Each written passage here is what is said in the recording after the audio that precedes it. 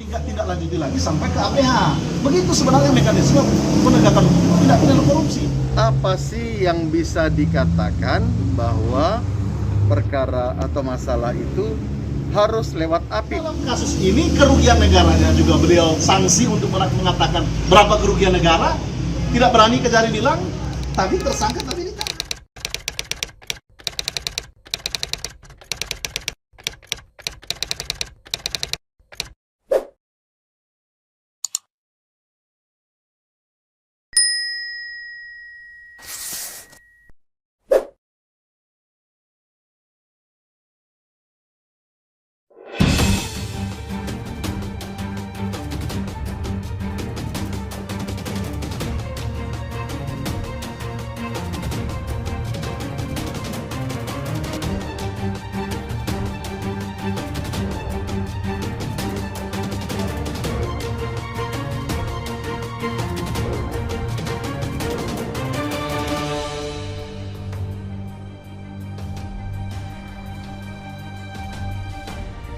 Kemudian dalam jawaban mereka ini ditulis ada 20 transaksi yang tidak dapat yang dipertanggungjawabkan tapi tidak ada. Berarti sekarang pertanyaannya berarti ini fiktif. Berarti ada kerugian negara. Pertanyaannya, apa ada audit BPKP atau BPK yang memutuskan jumlah kerugian negara di balik 20 transaksi? Mana? Kerugian kejaksaan itu sementara. Ya, jangan dulu tahan dong. Menurut kejaksaan ini masih dilakukan audit, berarti dia masih mentah untuk melakukan sidik. Dia mentah itu. Kalau dia dalam proses seperti yang dikatakan Adinda Michael tadi, berarti masih ongoing. Bagaimana kalau LHP BPKP menyatakan tidak ada kerugian negara? Apakah dia mau dikeluarkan? Sementara HAM Andreas Tirayo sudah dirampas. Bagaimana itu? Ini masih berjalan tapi orang sudah ditahan. Pemeriksaan 20, katanya 20. Coba kita komparasikan. Kalau memang ada 20 yang tidak ditemukan atau belum berjalan 20, ayo kita cocokkan 42 mata anggaran itu ada nggak yang 20 itu di sini? Kita cocokkan. Tinggal gampang toh. Oke, 42 mata anggaran ya, tahun 2019 ya. Oke. Berarti 42, 12 yang benar. 22 yang benar. 20 lagi nggak benar. Ayo kita checklist mana yang 20 itu. Kerugian negara. Jaksa hanya bisa berasumsi terhadap kerugian negara, tapi jaksa tidak bisa menetapkan kerugian negara. Beda. Menetapkan tidak boleh. Siapa yang boleh? BPK. Makanya saya urut dalam gugatan pra peradilan. Ketika dia pakai BPKP, SEMA sendiri, surat edaran Mahkamah Agung sendiri sudah melarang. Ketika sudah ada dilaksanakan audit oleh pihak lain, dalam hal ini BPK, maka audit BPKP mentah dengan sendirinya. Satu. Yang kedua apa? Dalam SEMA itu juga disebutkan bahwa yang diakui itu adalah audit BPK. Pemkot itu meraih WTP dan itu salah satu yang menjadi dasar bahwa berarti dinas PT MSP ini tidak ada masalah dong, clear dong. Kenapa ada temuan dan dari tapi dari pihak kejaksaan bilang suatu daerah itu walaupun dia WTP tidak menjamin daerah itu bersih dari korupsi. Gimana? Oke. Sekarang kalau saya berikan analogi lah. Oke. Sekarang kan musim corona ini. Saya jawab dengan analogi saja.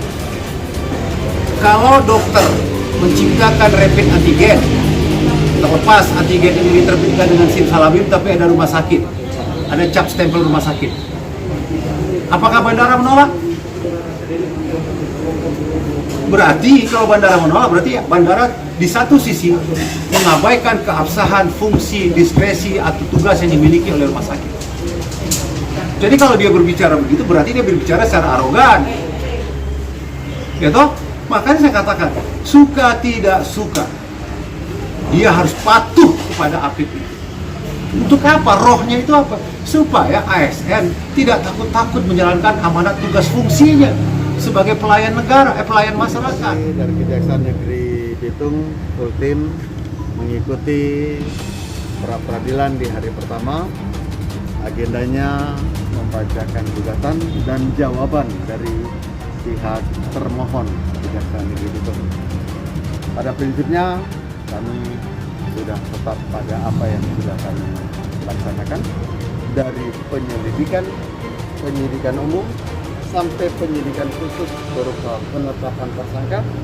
Kami sudah memiliki 2 alat bukti minimal untuk menetapkan seseorang sebagai tersangka dalam kasus korupsi. Ketika menetapkan seorang sebagai tersangka, kami mempertimbangkan berbagai aspek dengan alat bukti yang kita miliki. Tidak serta-merta, tidak boleh digabah, karena kami harus menggunakan hati nurani dalam melaksanakan tugas dan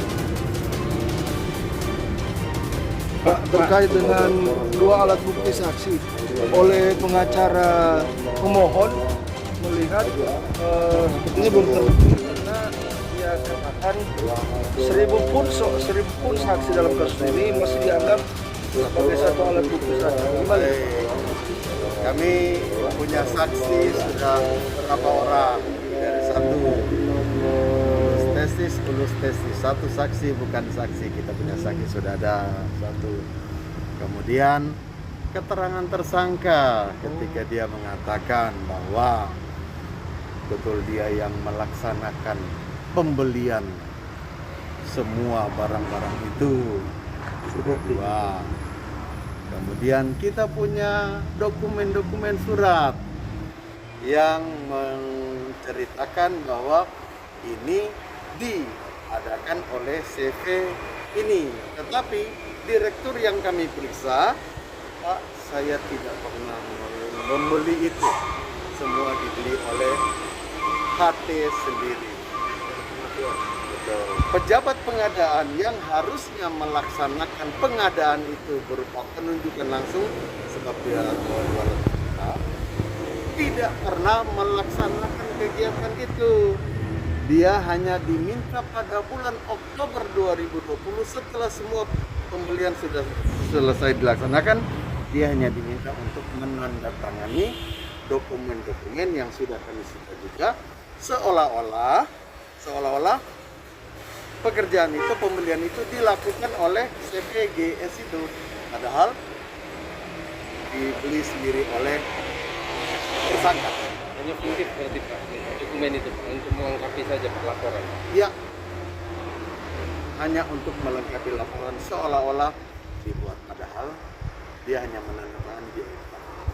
Terkait aktif, Pak, karena menurut usul hukum harusnya lewat itu iya. langsung dari Ya, tapi itu ada dalam peraturan pemerintah, undang-undang korupsi, undang-undang. Jadi hierarkis perundang-undangan di Indonesia jelas, undang-undang 5, berikutnya undang-undang atau peraturan pemerintah pengganti undang-undang, baru turun ke bawah peraturan pemerintah dan lain sebagainya.